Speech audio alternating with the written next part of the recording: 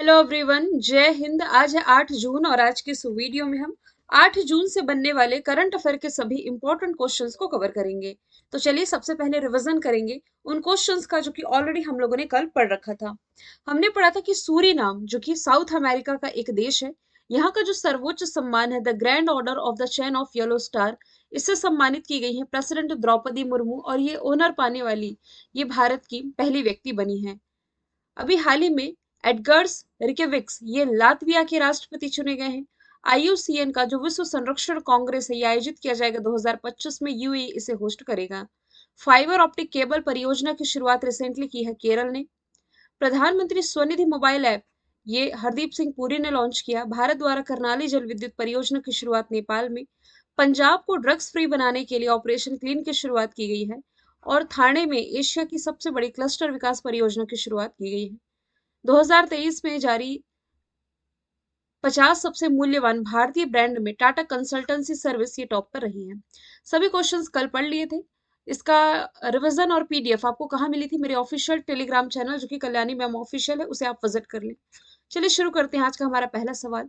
Finland की सुरक्षा के लिए किस संस्थान द्वारा आर्कटिक अभ्यास का आयोजन किया गया है? तो इस ऑर्गेनाइजेशन का नाम है नाटो। फिनलैंड की सुरक्षा के लिए आर्कटिक क्षेत्र में, अच्छा आर्कटिक क्षेत्र का यहाँ मैंने मैप नहीं रखा है, यदि ग्लोब में ऐड करती तो दिखाती। देखिए, वैसे बता देती हूँ, आप लोग इतने दिन से करंट अफेयर देख रहे हैं, मैप में मैंने आपको बताया है जैसे कि ये है, यहाँ पर यूरोप है, ग्लोब में कुछ यहाँ पास यूरोप है, यहाँ नॉर्थ अमेरिका है, यहाँ साउथ अमेरिका, यहाँ अफ्रीका है, एशिया है, और फिर यहाँ ऑस्ट्रेलेशिया और यहाँ अंटार्कटिका है। यहाँ अंटार्कटिका है और ऊपर क्या है? आर्कटिक है, आर्कटिक क्षेत्र है यूरोप के ऊपर में। तो इसी फिनलैंड की सुरक्षा के लिए अभी हाल ही में आर्कटिक क्षेत्र में फिनलैंड के नेतृत्व में लगभग 1000 नाटो के सैनिकों द्वारा आर्कटिक युद्धाभ्यास का आयोजन है जो कि किया गया। नाटो के बारे में कुछ विशेष बताने की जरूरत तो है नहीं, क्योंकि ये पिछले 1 से 1.5 साल से चर्चे में रहा है। अब नाटो के बारे में थोड़ा हम डिस्कस करें। नॉर्थ अटलांटिक ट्रीटी ऑर्गेनाइजेशन जिसकी स्थापना 1949 में हुई, ब्रुसेल्स बेल्जियम में हेडक्वार्टर इसका हो जाएगा।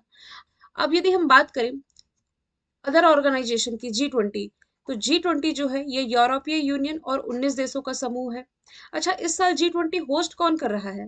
होस्ट इस साल आयोजित कहाँ हो रहा है? तो इस साल G20 अपने देश भारत में आयोजित की जा रही है। G7 ये 7 देशों का एक समूह है। 7 इजी है याद करने की ट्रिक, देखिए मैं बता देती हूँ। एशिया से एकमात्र कंट्री इसमें शामिल है, जापान। मैप यदि आप मुझसे पढ़ रहे हैं, हालांकि करंट अफेयर में ही पढ़ाती हूँ, कोई अलग से नहीं। यूएसए और कनाडा, तो नॉर्थ अमेरिका से 2 कंट्री इसमें हो गई, कनाडा यूएसए। एशिया से मात्र एक हो गया, जापान। बाकी की जो 4 कंट्री है ये है यूरोप की, एक हो गई इसमें इटली, दूसरी हो गई फ्रांस, तीसरी हो गई यूके और चौथी इसमें हो गई जर्मनी। तो ये 7 देशों का समूह है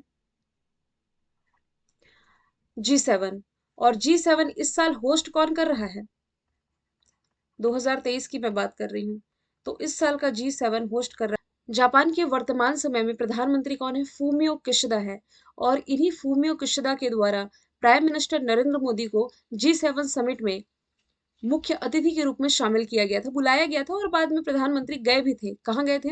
जापान के दौरे पर। अभी हाल ही में गए थे, मैंने बताया भी था आप लोगों को। चलिए सवाल यहीं से पूछ लेती हूँ, जब प्रधानमंत्री जापान के दौरे पर थे तो जापान के किस शहर में इन्होंने महात्मा गांधी की प्रतिमा का उद्घाटन किया था, ये आप बताएंगे। ठीक है, फिर यदि मैं चलूँ एससीओ कंट्रीज की तरफ, संघाई कॉरपोरेशन ऑर्गेनाइजेशन की तरफ, तो संघाई कॉरपोरेशन ऑर्गेनाइजेशन इसमें टोटल 8 मेंबर कंट्री हैं। जितनी भी स्थान कंट्री हैं, यानी कि ऐसी कंट्री जिनके नाम के आगे, नाम के पीछे मतलब कि स्थान आता है, फॉर एग्जाम्पल कजाकिस्तान, किर्गिस्तान, जितनी स्थान कंट्री है रिलेट करो, फिर इसकी एक ट्रिक बता दूंगी। इसमें आपका हो जाएगा पाकिस्तान, पाकिस्तान के अलावा क्या हो गया? उज्बेकिस्तान, उज्बेकिस्तान 4 हो गई ना ये, और क्या रह रहा है इसमें? किर्गिस्तान, कजाकिस्तान, हाँ एक रह गया इसमें, ताजिकिस्तान। तो 5 इसमें स्थान कंट्री हो गई। मात्र 2 स्थान कंट्री यहां से छूटेंगी। कौन कौन सी? अफगानिस्तान छूटेगा और तुर्कमेनिस्तान छूट जाएगा। बाकी सभी स्थान कंट्री इसमें शामिल है और भारत भी इसमें शामिल है। भारत का पड़ोसी, दोनों पड़ोसी याद रख लो, रसिया और चाइना। ये भी इसमें शामिल है। तो उस हिसाब से 5 ये हो गई और 3 ये हो गई, 8 कंट्री हुई। लेकिन इसमें अभी जो 9वां मेंबर कंट्री शामिल हुआ इसका नाम ईरान है। अब तो मैं यहाँ क्या करूंगी, करंट से यदि आप रिलेट करें तो 9वां मेंबर कंट्री जो शामिल हुआ है ये हो गया है ईरान। नाटो के बारे में हम डिस्कस कर चुके, ये याद रखना G7 का सदस्य भारत नहीं है, जरूर याद रखना है, एग्जाम में पूछा जाता है। आगे चलते हैं। हाल ही में भारत की पहली अंतरराष्ट्रीय क्रूज शिप सेवा की शुरुआत कहाँ की गई, यानी कि किन दो देशों के बीच की गई है, तो भारत और श्रीलंका के बीच में पहली अंतरराष्ट्रीय क्रूज शिप सेवा की शुरुआत की गई है अभी जून में ही। ये 5-6 जून के आसपास की न्यूज़ है। जहां भी हाल ही में केंद्रीय बंदरगाह, नौवहन और जलमार्ग मंत्री है जो सर्बानंद सोनोवाल, इन्होंने इस क्रूज को हरी झंडी दिखाई है। साथ ही इन्होंने चेन्नई पोर्ट पर लगभग 17.5 करोड़ रुपए की लागत से बना जो इंटरनेशनल क्रूज टूरिज्म टर्मिनल था ना, इसका भी उद्घाटन किया है। तो समुद्री व्यापार को बढ़ावा देने के लिए इसकी शुरुआत की गई है। और वैसे यदि हम करंट से रिलेट करें ना, तो अभी सबसे लंबा जो क्रूज सर्विस है ये भारत में ही शुरू किया गया, लेकिन राष्ट्रीय स्तर पर था। ये बनारस से डिब्रूगढ़ के बीच, इसका नाम गंगा विलास था। ये असम, यहाँ बोगीबिल नहीं होना चाहिए, यहाँ डिब्रूगढ़ होना चाहिए। असम के डिब्रूगढ़ से ये वाराणसी के बीच में चलाया गया। इसका रूट वैसे बांग्लादेश से होकर के गुजरता है, लेकिन अंतरराष्ट्रीय क्रूज नहीं कहेंगे। क्यों नहीं कहेंगे? क्योंकि बांग्लादेश में कोई भी नया यात्री इसमें सवार नहीं हो सकता। जो भारत से गए हैं वही इसमें कंटिन्यू अपनी यात्रा कर सकते हैं डिब्रूगढ़ तक। बांग्लादेश, सॉरी, जो श्रीलंका है इसकी capital, commercial capital Colombo, executive capital Jayawardenepura Kotte, president यहाँ के हो जाएंगे रणिल विक्रमसिंघे, प्राइम मिनिस्टर कौन हो जाएंगे, दिनेश गुणवर्धने। सिलेनेक्स एक्सरसाइज यदि आप रिलेट करोगे तो भारत और श्रीलंका के बीच में होती है। इसके अलावा मित्र शक्ति एक्सरसाइज भी आप भारत और श्रीलंका के बीच में रिलेट कर सकते हैं। यही मन्नार की खाड़ी या पाक स्ट्रेट की लोकेशन आपने याद रखी है। अभी यदि हम ऑप्शन के थ्रू डिस्कस करें तो देखो, भारत म्यांमार को क्या रिलेट करेंगे आप। म्यांमार में भी मोचा चक्रवात के कारण म्यांमार काफी ज्यादा प्रभावित था, जिसके कारण भारत ने यहाँ हेल्प के लिए एक ऑपरेशन चलाया था। इस ऑपरेशन का नाम है ऑपरेशन करुणा। बांग्लादेश के साथ रिलेट करिए आप। मैत्री पाइपलाइन प्रोजेक्ट की शुरुआत की गई है भारत के सहयोग से। भारत चाइना के बीच में जो अंतरराष्ट्रीय लाइन है इसे आप मैक मोहन लाइन के नाम से जानते हैं। मैकमोहन लाइन, जिसे अमेरिकी सीनेट ने अभी हाल ही में औपचारिक रेखा के रूप में मान्यता दे दी है। अभी हाल ही में दासता सूचकांक यानी कि ग्लोबल स्लेवरी इंडेक्स रिलीज किया गया है। सबसे अधिक दासता वाला देश कौन बना है? उत्तर कोरिया। दासता का क्या मतलब है? मतलब कि बंधुआ मजदूरी के मामले में जहाँ सबसे ज्यादा बंधुआ मजदूर मुझे बताने की जरूरत नहीं, बेहतर समझते हैं आप। तो बंधुआ मजदूरी के मामले में कौन सा देश टॉप पर है? ये नॉर्थ कोरिया इसमें टॉप पर रहा है। इरिट्रिया दूसरे स्थान पर और मॉरिटोनिया इसमें तीसरे स्थान पर रहा है। नॉर्थ कोरिया जिसकी कैपिटल प्योंगयांग करेंसी वॉन है, और यहाँ के जो तानाशाह है ये हो जाएंगे किम जोंग उन। मैंने करंट में आप लोगों को क्या बताया था, इसका जासूसी उपग्रह ये फेल हो गया है। ये ऐसा देश बना जिसने खुद को परमाणु हथियारों से लैस घोषित किया कि कुछ भी हो जाए हम परमाणु हथियारों का इस्तेमाल किसी भी हालत में बंद नहीं करेंगे। इसके जस्ट नीचे साउथ कोरिया है। दोनों को बांटने वाली जो लाइन है ये है 38 पैरेलल लाइन, यानी कि 38वीं समानांतर रेखा।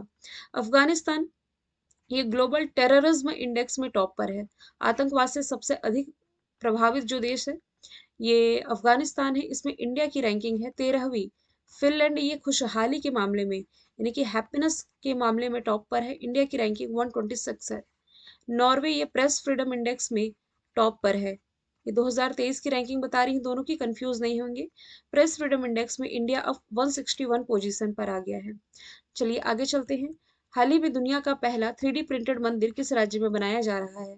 तो रिसेंटली तेलंगाना में बन रहा है दुनिया का पहला 3D प्रिंटेड मंदिर। ये जो मंदिर है 3 अलग अलग हिस्से में डेवलप किए जा रहे हैं। भगवान शिव, गणेश और माता पार्वती यानी कि शिव परिवार को समर्पित ही ये मंदिर बनने जा रहा है। और इस मंदिर का निर्माण यहाँ की ही स्थानीय कंपनी है अप्सूजा इंफ्राटेक के द्वारा किया जा रहा है। तेलंगाना जिसकी राजधानी हैदराबाद है और ये मूसी नदी के किनारे बसा हुआ है। इसी हैदराबाद में अभी recently prime minister Narendra Modi ने रामानुजाचार्य की जो प्रतिमा है, statue of equality, Ekta, sorry, समानता की प्रतिमा का उद्घाटन किया। जबकि एकता की प्रतिमा पूछी जाए, स्टेच्यू ऑफ यूनिटी, तो वो गुजरात के केवड़िया में है। मुख्यमंत्री यहाँ के चंद्रशेखर राव, राज्यपाल तमिलिसाई सौंदरराजन हो जाएंगी।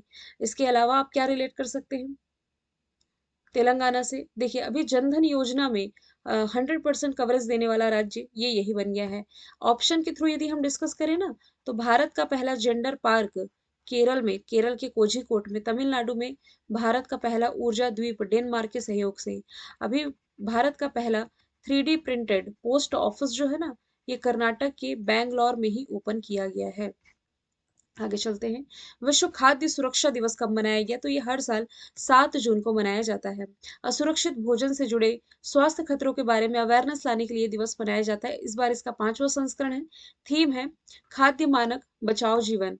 अब 7 जून 1948 को ही ना वर्ल्ड हेल्थ ऑर्गेनाइजेशन जिसका हेडक्वार्टर जेनेवा स्विट्जरलैंड में है, इसकी स्थापना हुई थी। इसलिए माफ कीजिएगा, फूड सेफ्टी की बात की जा रही है।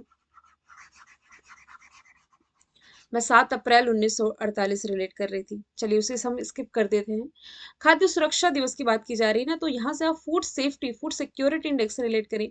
अभी तमिलनाडु इसमें टॉप पर था, अपडेटेड जो रैंकिंग है फूड सेफ्टी के मामले में।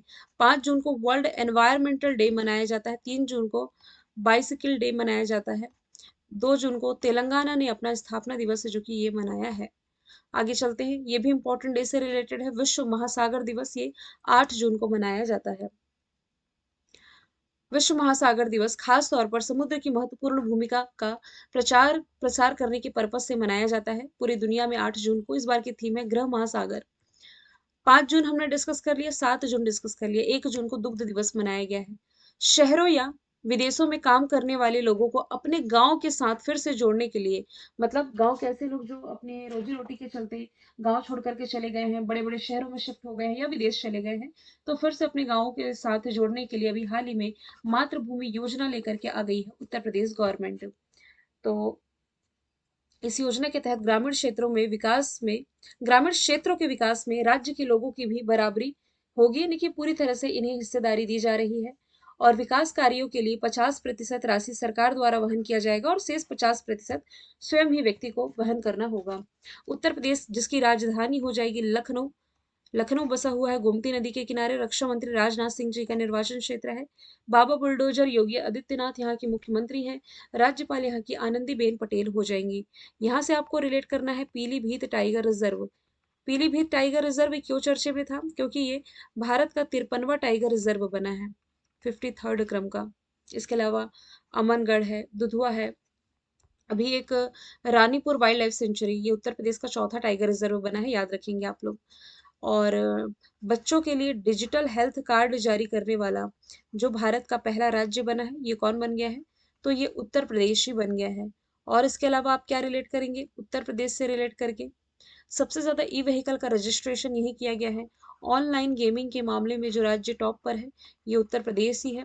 और इसके अलावा रिसेंटली खेलो इंडिया यूनिवर्सिटी गेम्स का जो तीसरा एडिशन रहा था, इसमें टॉप पर कौन थी? पंजाब यूनिवर्सिटी चंडीगढ़। और इसका जो मस्कट था ये था जीतू बारह सिंघा। अदर स्टेट की योजनाएं रिलेट करो तो लाडली बहिना योजना चर्चे में है, जिसमें 23 से 60 वर्ष तक की बालिकाओं को, महिलाओं को 1000 रुपये मंथली दे रही है मध्य प्रदेश गवर्नमेंट। और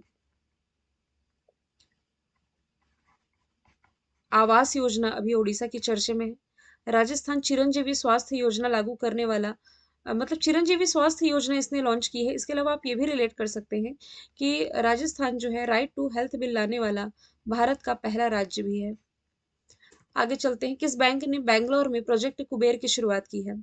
रिसेंटली जो दुनिया का सबसे बड़ा कमर्शियल बैंक है स्टेट बैंक ऑफ इंडिया, इसने ग्राहकों की बैंकिंग जरूरतों को पूरा करने के लिए प्रोजेक्ट है जो कि जिसका नाम कुबेर है, ये लॉन्च किया गया है बैंगलोर से।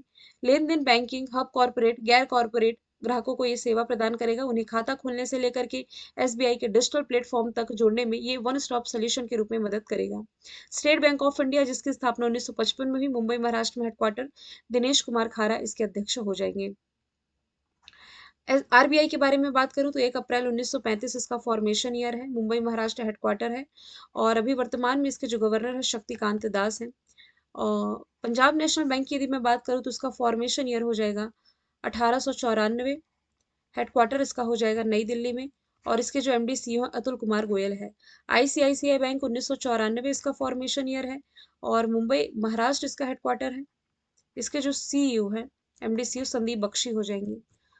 Who killed Moosewala? आप लोगों को याद होगा पंजाबी सिंगर सिद्धू मूसेवाला, अभी पिछले ही साल इनकी गोली मार करके हत्या की गई थी। तो इन्हीं पर बेस ये किताब है, हु किल्ड मूसेवाला, जिसके जो राइटर हैं ये जुपिंदर जीत सिंह हो जाएंगे। बात की जा रही बुक्स एंड ऑथर की, तो द्रौपदी मुर्मू जी पर जो बेस किताब है अभी रिसेंटली लॉन्च की गई है कस्तूरी रे के द्वारा। रस्किन बॉन्ड की अभी हाल फिलहाल में कौन सी बुक आई है जो मैंने आपको करंट अफेयर में पढ़ाया है, तो इसका नाम है द गोल्डन ईयर्स।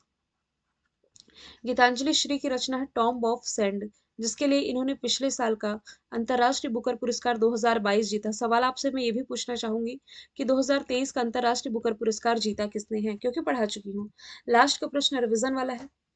रुकी थोड़ा पानी पी लूं मैं। विश्व मौसम विज्ञान संगठन की पहली महिला महासचिव जो कि बन गई हैं सेलेस्टे साउलो, जो कि कहाँ से है, ये अर्जेंटीना से है। डब्ल्यूएमओ जिसकी स्थापना 1950 में हुई, जेनेवा स्विट्जरलैंड में हेडक्वार्टर है। नकोजी अंकोजी वर्ल्ड ट्रेड ऑर्गेनाइजेशन के अध्यक्ष निकोल फॉक्स, नासा की पहली महिला chief scientist Kristalina coach. NASA के द्वारा जो मून मिशन अंतरिक्ष में भेजा जा रहा है आर्टेमिस 2, तो आर्टेमिस 2 के लिए जिस पहली महिला अंतरिक्ष यात्री का चयन किया गया है ये क्रिस्टलीना कोच ही है। मैंने कल आपसे पूछा था आईफा में बेस्ट डायरेक्टर का अवार्ड किसने जीता है, राइट आंसर था आर माधवन। आज का सवाल है संयुक्त राष्ट्र महासभा के 78वें अध्यक्ष कौन बन गए? आंसर इसका आप कमेंट बॉक्स में बताएं। फिर हम मिलेंगे नेक्स्ट वीडियो के साथ। Thank you so much.